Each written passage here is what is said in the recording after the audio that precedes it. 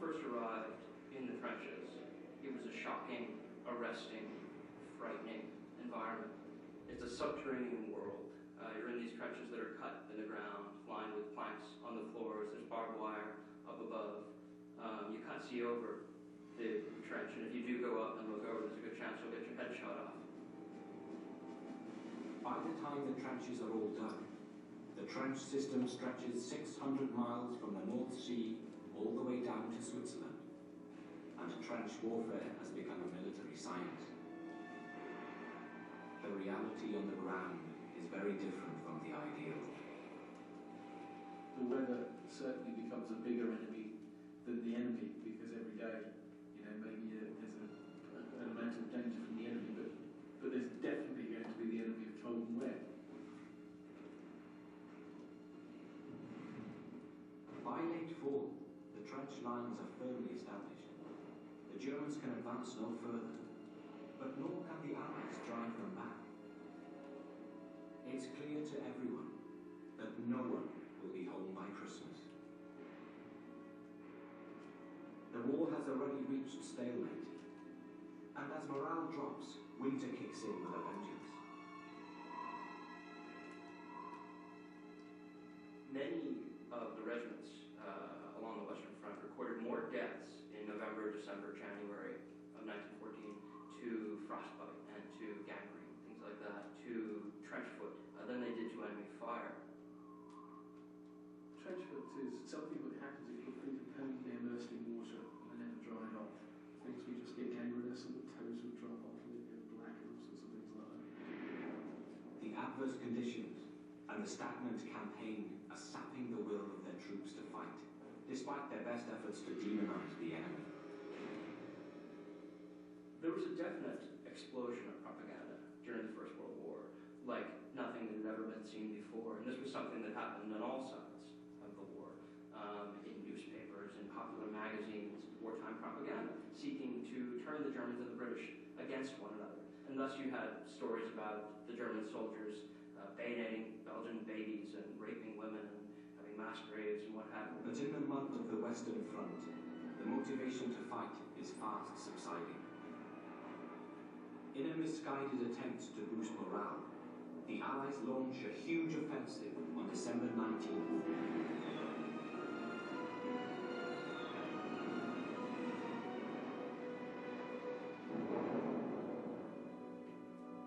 This offensive has the opposite effect.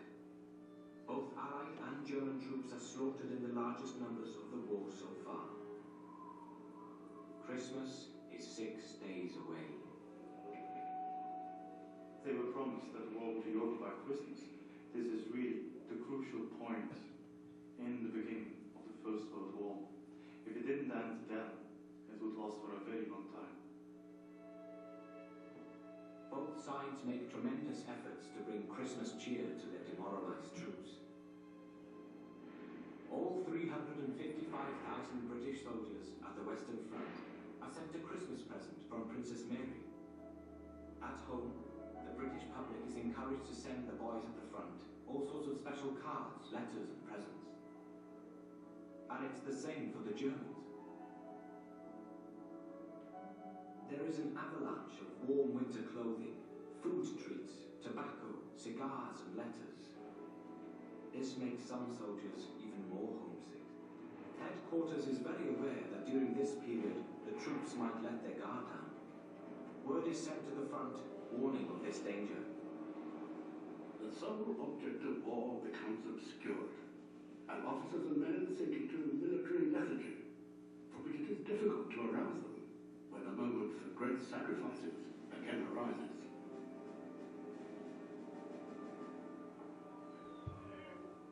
As night falls on Christmas Eve, the concerns of headquarters seem prophetic.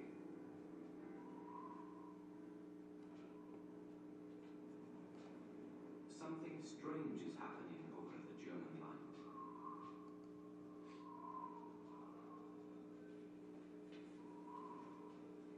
Sounds of some sort are drifting across the dark no man's land.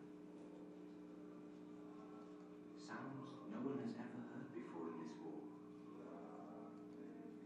It's the sound of singing, the Germans must be planning a trick.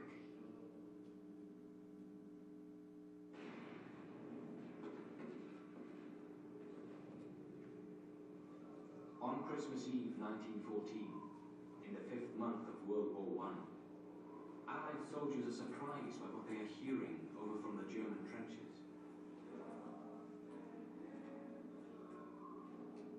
They are astonished by what they see. At first, everyone assumes it must be some German trick. And that was how it started, Christmas night, with the lights on the German trench and songs being sung back and forth.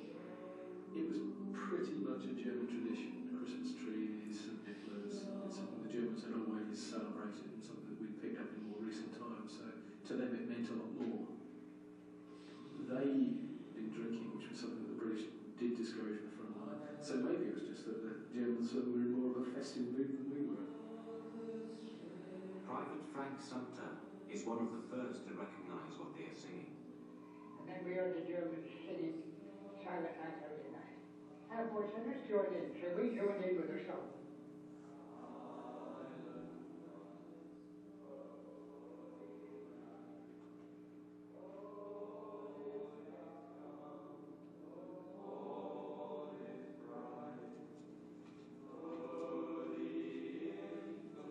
In some places, there were actually instances where both sides of the Western Front, on both sides of No Man's Land, were singing the same hymn or carol, but in different languages at the same time.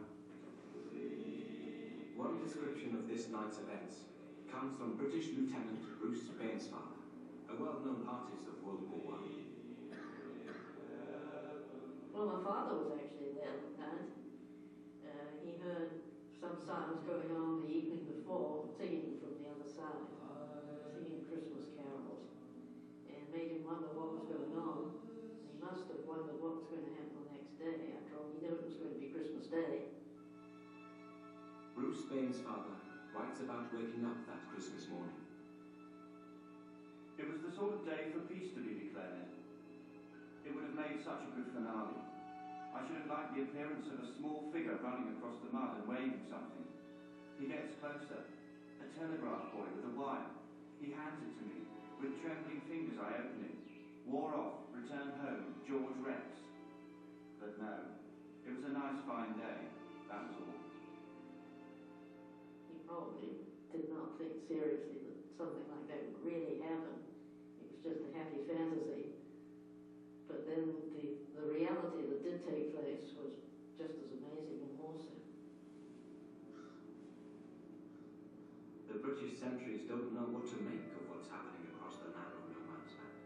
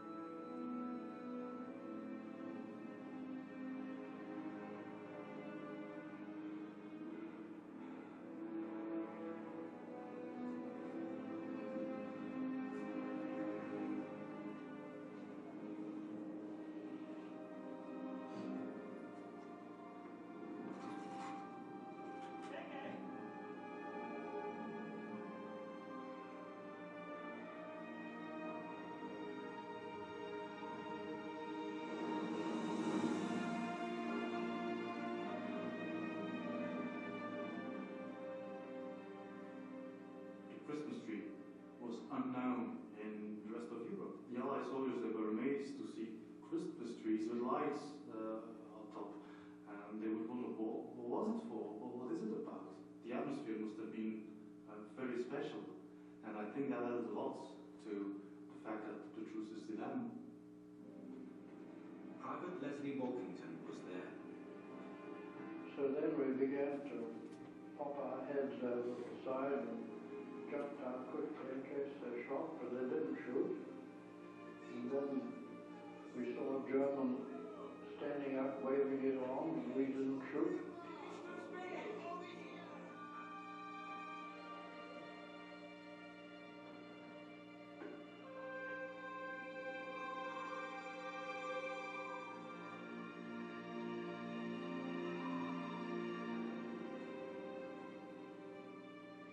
course, that boy said, well, if he can do it, we can do it. So Sergeant eventually get down. So, well, no, shut up, Sergeant, it's Christmas time. So we all jumped up, and we all went forward.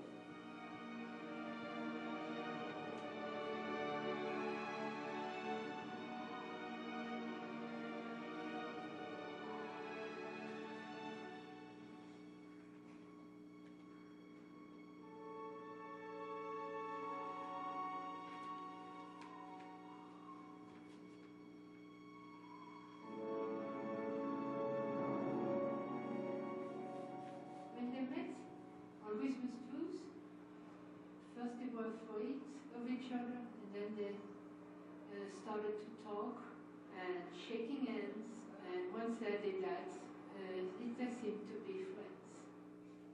The British khaki and the German grey are soon gathering, all mingled together. Would you believe it? By mutual consent, our battalion and the Germans opposite had a little armistice. It was really funny to see the hated antagonists standing in groups, laughing and talking and shaking hands.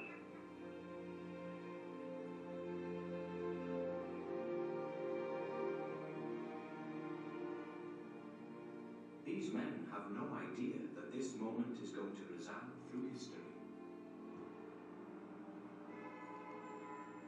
This museum in the Belgian town of Ypres is only 5 miles away from where British and German soldiers took part in the Christmas truce.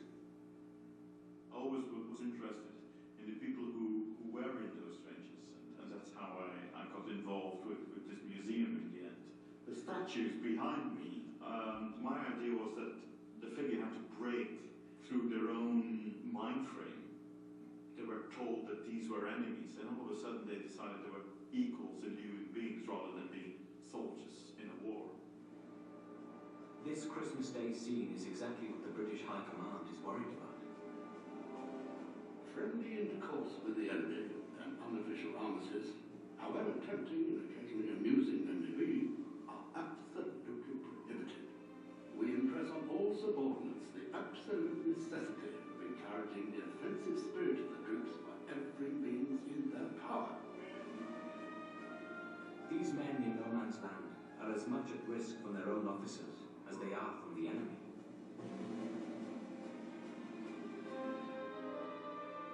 Both sides are well aware that consorting with the enemy is only one step away from treason, a crime punishable by court-martial and execution.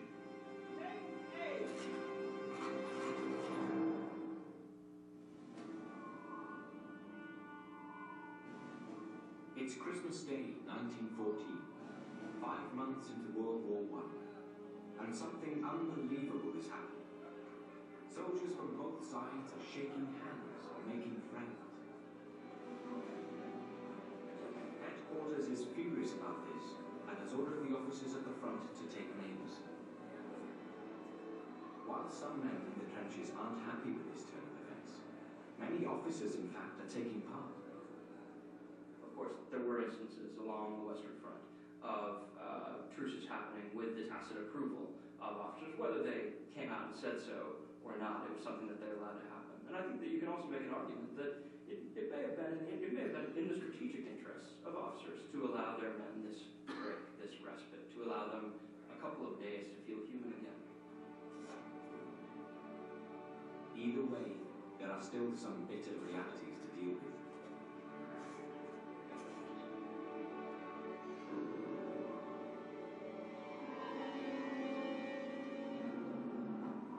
No Man's Land was littered with human remains. And this was something which, to some extent, the men in the trenches had been able to ignore. Unless you went over the top, you didn't necessarily have to look at these bodies of people you knew, people you lived side by side with in the trenches. So when people actually did tentatively make their way out on Christmas morning, what they found was a massive grave. And so first there was this grim task of going out and retrieving bodies and finding a place to bury them and laying them to rest. British Corporal Robert Renton describes this scene. There were 2 dead Frenchmen between our lines. and the Germans helped us dig the grave. One of the officers held a service over one of the graves. It was a sight worth seeing and not easily forgotten. Both German and British paying respects to the French dead. The Lord is my shepherd, I shall not want. Thy rod and thy staff, they comfort me. Yea, though I walk through the valley of the shadow of death, auch ich wandere im Tal des Todesschattens, I will fear no evil. fürchte ich kein Unheil. And I will dwell in the house of the Lord forever. Amen. Und ich kehre zurück ins Haus des Herrn, lebenslang.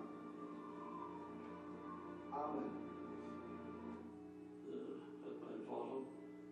When I was still a child, my father sometimes used to tell me and my brother about the Christmas truce held between British and German soldiers at Christmas 1914.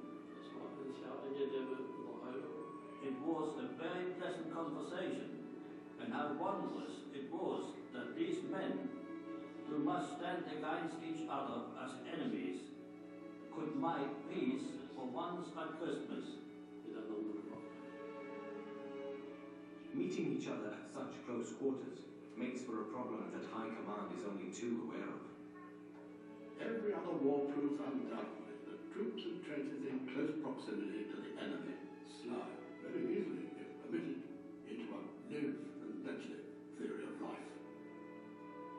By Christmas 1914, every soldier knew that the enemy was sharing the same misery as they were. So they had this common experience. Mrs. Emmett, how do you do? Very nice to meet you. Yeah. My father? Yeah. Your father.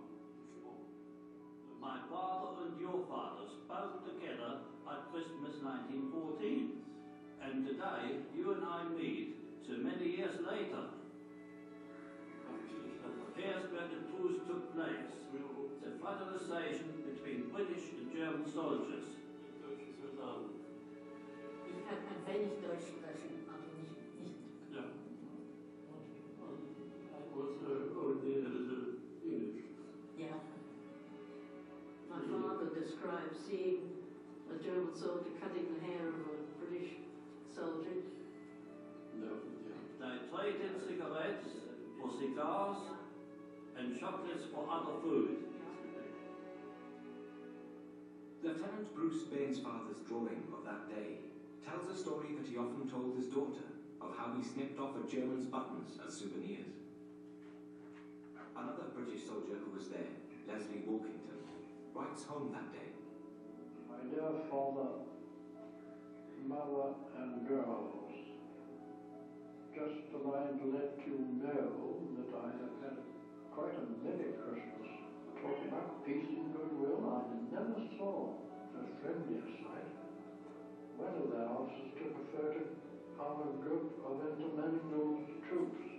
People from both sides met in No Man's Land, and we spent the day there. We smoked cigarettes. It was really rather like a crowd at a football match, you know. We exchanged our little bits of food, just like a lot of boys from neighbouring schools. They are not nearly so strong looking as English fellows. The First World War still had the remnants of an old warfare that we can't even really identify anymore. And there were clear rules of war, there was a code of conduct. The British thought of it very much in sporting terms, that this person on the other side of the trench wasn't your enemy, it was your opponent.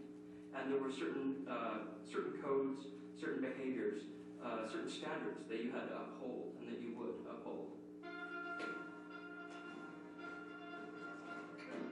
British soldier George Jameson also remembers this day. There's no doubt about it, they were absolutely astounded at us. They said they've got a football out there, they're kicking it around, they're having all this time. It must have been wonderful for those guys nice to go over that no man's land, which not yet pockmarked and not the moon crater landscape that we all know from later in the war. Even in the trenches emptied out by people playing football, some remember there is a war on. The game presents an opportunity to wander over to the enemy trenches and take a look at how they are laid out and where the gun emplacements are.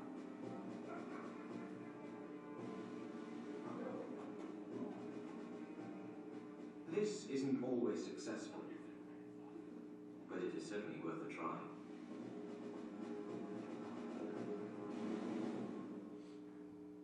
The other football game, which was a proper football game between the Saxon regiment and Scottish blokes, witnessed by Samish, refereed by, I think, the German officer.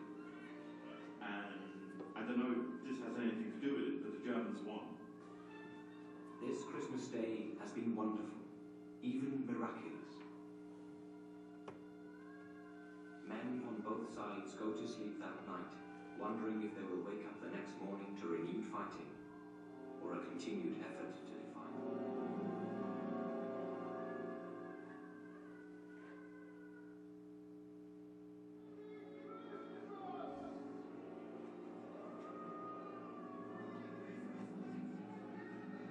It's December 26th, 1914, the morning after. Christmas Day has now passed, but the truce lingers on. The biggest problem with a truce of this kind was that if the guys got used to the idea of not fighting, how on earth are you going to make them go back and start doing it again? It's a very real danger. If it spreads, there's a huge amount of men there who, once they've got a taste for the fact, well, actually, we don't really need to fight after all.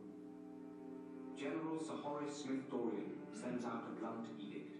On Christmas Day, a friendly gathering has taken place of Germans and British on the neutral ground between the two lines. Many officers have taken part in it. I am calling for particulars as to names of officers in units which took part in this gathering, with a view to disciplinary action. The fear of punishment is enough to get most of the soldiers back to fighting. But some are still reluctant to go back to war. They are making a choice between orders from above and their own newfound feelings of fellowship with their opponents. A lot of the soldiers by then were volunteers, not just professional soldiers. So they had a whole shared experience that they felt that they shared with the enemy. And they would have more in common with the enemy, private, than they would with their own command. It was one thing when the British and Germans were facing each other on either side of no man's land and thinking, oh, the guy on the other side isn't that bad. He's dealing with the same rain I am. He's dealing with his trench collapsing just like I am. His rations can't be very good. He must have trouble finding a place to sleep at night. It's another thing altogether when you meet him in no man's land and you discover that he used to work as a waiter at a restaurant that perhaps you've eaten at, or as in one case, he was your barber back in London. It becomes much more difficult to demonize these men. As Private Frank Sumter of Southgate Road in Islington remembers. We shook hands in between, and I had the experience of talking to one German. This fellow said to me, "Are you never Southgate Road in Islington?" I said, "Yes. My uncle had a shoe retailing shop next door." He said, "That's funny." He said, "There's a barber shop on the other side where I used to work." So, you know, it's still ironic when you think about it that he must have shaved my uncle at times, and yet my bullet might have found him, and his bullet might find me. This new feeling of fellowship has some remarkable examples, like the back and forth trading of a German helmet. In the exchange at Christmas, somebody got a Pickelhauer helmet as a souvenir. Now, the Germans were given the Pickelhauer in exchange for, no doubt, a lot of Tickler's jam. He says, I'm going to have a big parade tomorrow. I need my helmet.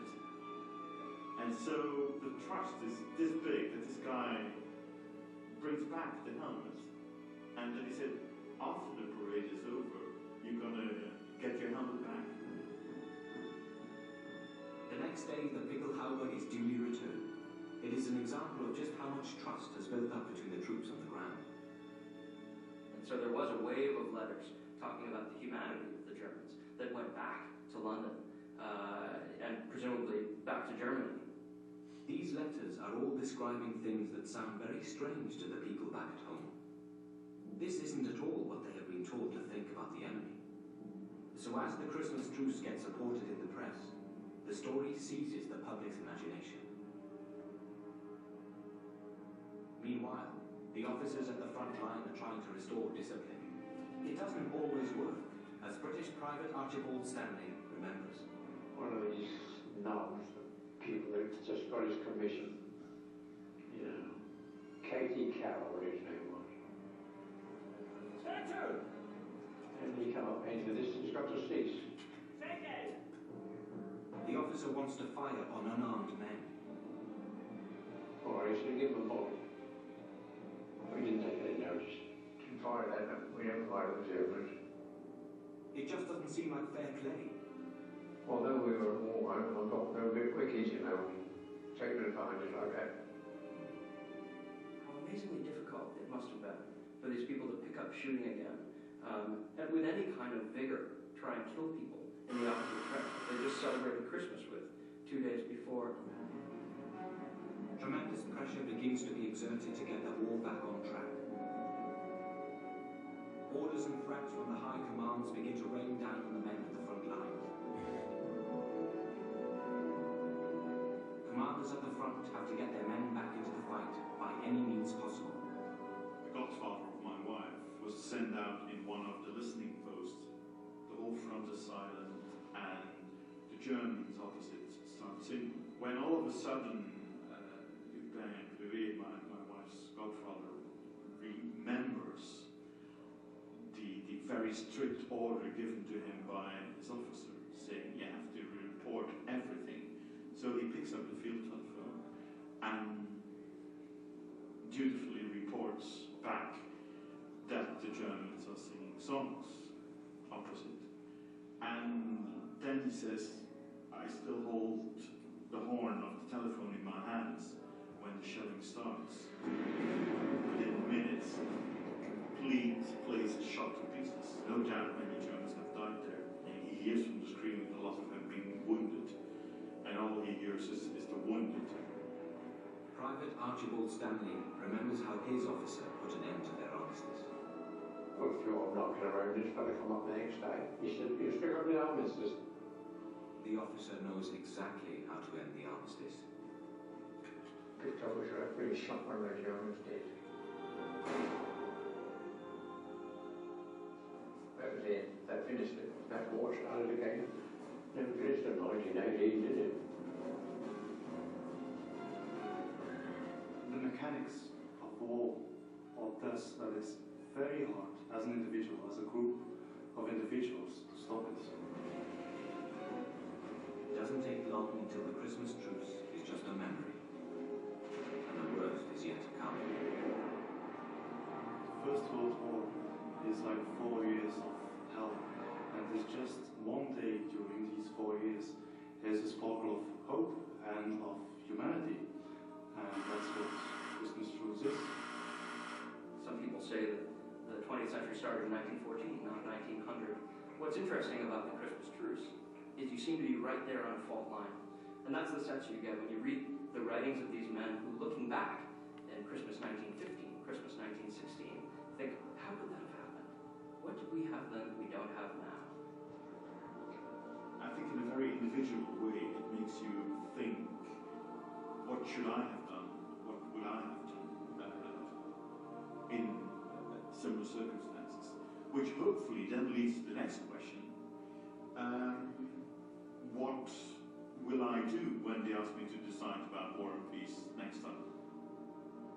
Lest we forget, in the Belgian town of Ypres, World War I is remembered every single night of every year.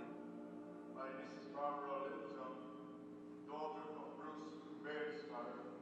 Captain Bairdsfather took part in the famous truce at Cook Street in December 1914. She will be accompanied by